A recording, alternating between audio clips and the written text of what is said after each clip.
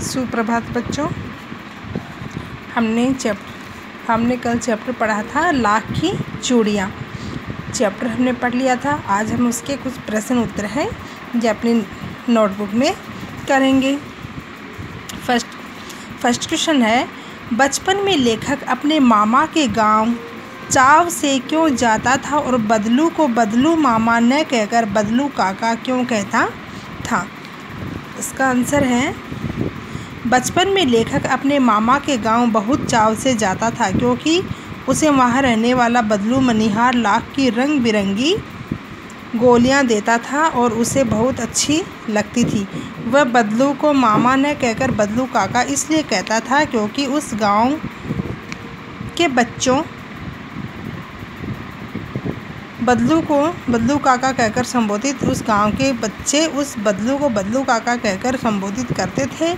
लेखक भी ऐसा संबोधन इसलिए करता था क्योंकि छोटा होने के कारण उसके अंदर पर्याप्त समझ नहीं थी।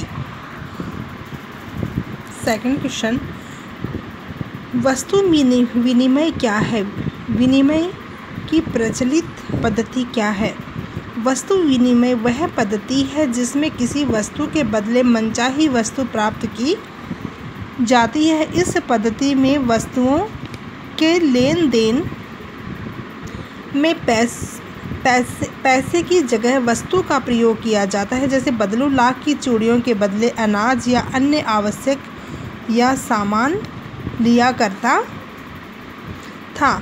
जब यह चलन नहीं है, आज पैसों के बदले वस्तुएं खरीदी जाती हैं। इस पद्धति को मुद्रा विनिमय के नाम से जाना जाता है। थर्ड क्वेश्चन, मशीनी युग ने कितने हाथ काट दिए हैं?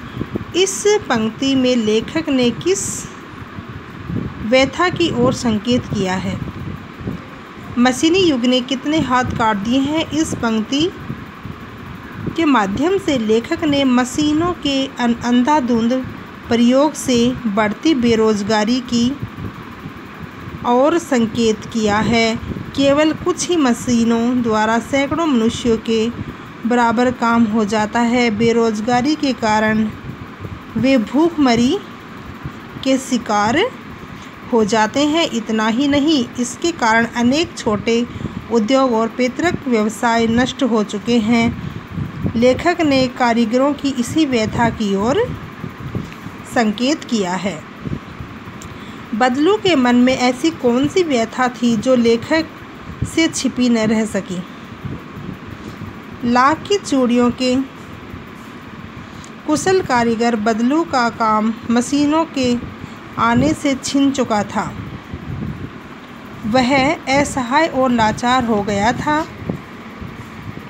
जिन कांच की चूड़ियों से उसे नफरत थी, आज सब जगह उसे वही दिखाई पड़ रही थी। जब हाथ की कारीगरी की अपेक्षा सुंदरता तथा चमक दमक को महत्व दिया जाने लगा था, बदलू के मन की यह व्यथा लेखक से छिपी न रह सकी। नेक्स्ट, मशीनी युग से बदलू के जीवन में क्या बदलाव आया? मशीनी युग के कारण बदलू का काम छिन गया था। वह बेरोजगार हो गया था। उसे गरीबी का जीवन जीना पड़ रहा था। उसे अपनी गाय बेचनी पड़ी थी। वह कमज़ोर तथा वृद्ध हो गया था और बीमार तथा चिंतित रहने लगा था। नेक्स्ट क्वेश्चन, अपने मेले बाजार आदि में हाथ से बनी चीज़ों को बिकते देखा होगा। आपके मन में किसी चीज़ को बनाने की कला सीखने की इच्छा हुई हो और अपने कोई कारीगरी सीखने का प्रयास किया हो तो उसके विषय में लिखिए। मैंने मेले बाजार आदि में हाथ से बने रंग बिरंगे खिलौने, रंगीन मोमबत्तियाँ, हाथ के पंखे, जूट के सामान आदि बिकते देखे हैं। मैंने एक कारीगर से जूट से बने सामान बनाने की कला सीखी। आरंभ में इससे सफाई नहीं आती, परंतु अभ्यास किया तो मैं जूट का सामान बनाने की कला में निपुण हो गया था। बाद में मैं खुद सामान बनाकर बेचने लगा। इससे मुझे अच्छी आमदनी हुई। इसके अलावा अगर आप कुछ भी बनाना सीखते हो, कोई भी आप चीज़ बनाते हो, तो उसका वर्णन भी आप इसमें कर सकते हो। लाख की वस्तुओं का निर्माण भारत के किन किन राज्यों में होता है? लाख की चूड़ियों के अतिरिक्त क्या क्या चीज़ें बनती हैं? ज्ञात कीजिए। लाख की वस्तुओं का निर्माण राजस्थान, कर्नाटक, उत्तर प्रदेश आदि राज्यों में होता है। लाख से चूड़ियों के अलावा खिलौने, सजावटी वस्तुएं, आभूषण, मूर्तियां, चूड़ियां, मुहर तथा पैकिंग सील आदि बनाई जाती हैं।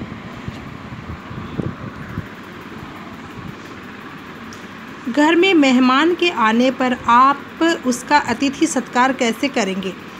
घर में मेहमान के आने पर मैं उनका अभिवादन कर उनका परिचय प्राप्त करूंगा और बैठक में पहुंचाकर उनके जलपान की व्यवस्था करूंगा। मैं उनके परिवार की कुशल क्षेम पूछकर उनके आने का अभिप्राय पूछूंगा और घर के बड़ों को उनके आने की खबर दूंगा। नेक्स्ट है, आपको छुट्टियों में किसके घर जाना सबसे अच्छा लगता है? वहाँ की दिनचर्या अलग कैसे होती है? लिखिए।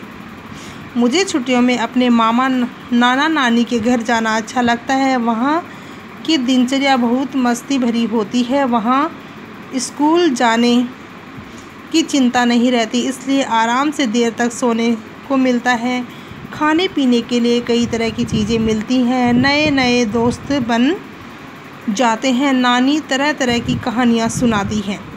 नेक्स्ट, मशीनी युग में अनेक परिवर्तन आए दिन होते रहते हैं।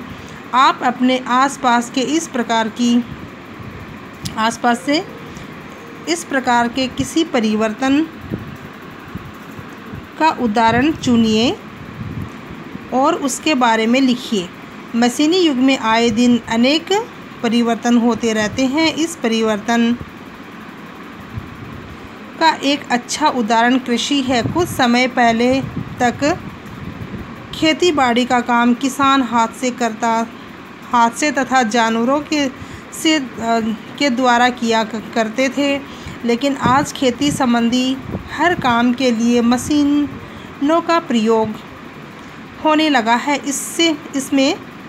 इससे जहाँ एक और कृषि पैदावार में बढ़त हुई है, वहीं दूसरी ओर कृषि कार्य में लगे मजदूरों की रोजी रोटी छिन गई है। उन्हें आजीविका के लिए शहर की ओर पलायन करना पड़ा। नेक्स्ट, बाज़ार में बिकने वाले सामानों के डिज़ाइनों में हमेशा परिवर्तन होता रहता है। आप इन परिवर्तनों को किस प्रकार देखते हैं अथवा आपस में चर्चा कीजिए। यह वाला क्वेश्चन छोड़ दीजिए। नेक्स्ट, आपको यहाँ 3 तक क्वेश्चन करने हैं। 3 क्वेश्चन करने हैं, 4, 5 का छोड़ दीजिए।